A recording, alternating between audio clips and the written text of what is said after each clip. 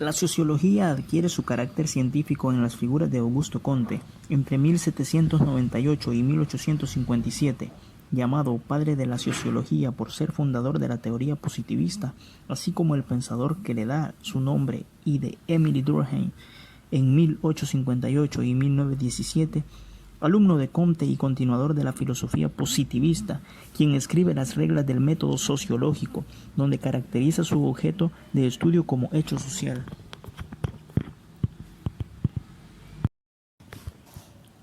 Émile Durkheim también fundó las bases del estudio sociológico del fenómeno educativo, escribiendo un libro que resulta esencial para cualquier estudioso de la educación, titulado Sociología de la Educación.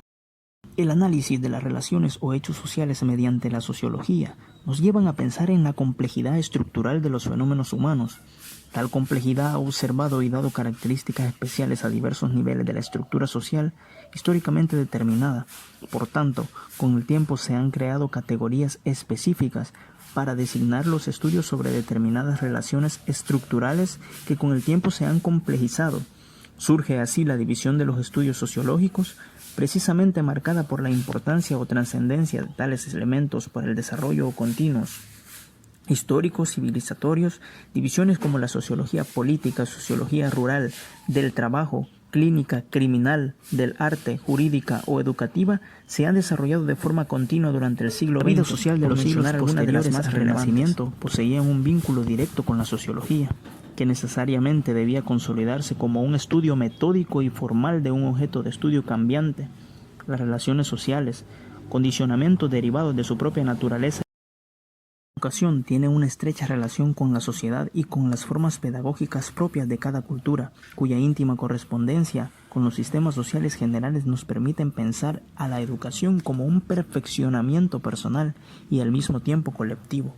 Aceptamos, entonces, el hecho de que la educación es parte del desarrollo evolutivo de las sociedades humanas, estructural, social o naturalmente hablando, parece no existir obstáculo alguno para realizar de un modo sistemático un estudio sociológico de la misma.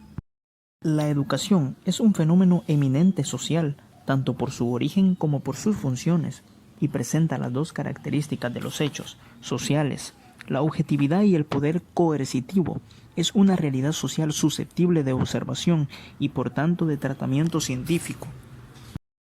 Si la educación, tanto en las sociedades primitivas como en las actuales, como ya afirmamos, es la transmisión de modos de vida, pautas o modelos sociales de las generaciones adultas a las jóvenes, dicha transmisión se da de manera colectiva y se renueva conforme avance el cambio social, dejando una huella profunda en cada individuo.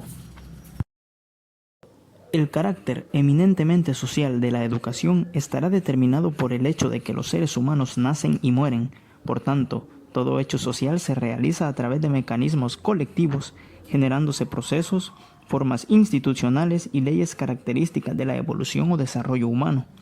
Cabe resaltar que en el campo de la sociología de la educación sería muy extenso si extendiera por educación todo proceso de interacción social, dirigido a transmitir a ciertos grupos de individuos, normas de acción o valores de orientación,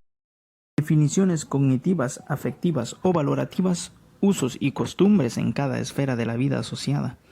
hecho que nos haría comparar tal concepto con el de socialización. De tal forma, y a diferencia del proceso socializador, el análisis de los sistemas educativos se han vuelto bastante arduo, debido al enorme desarrollo cualitativo y cuantitativo de los procesos formativos.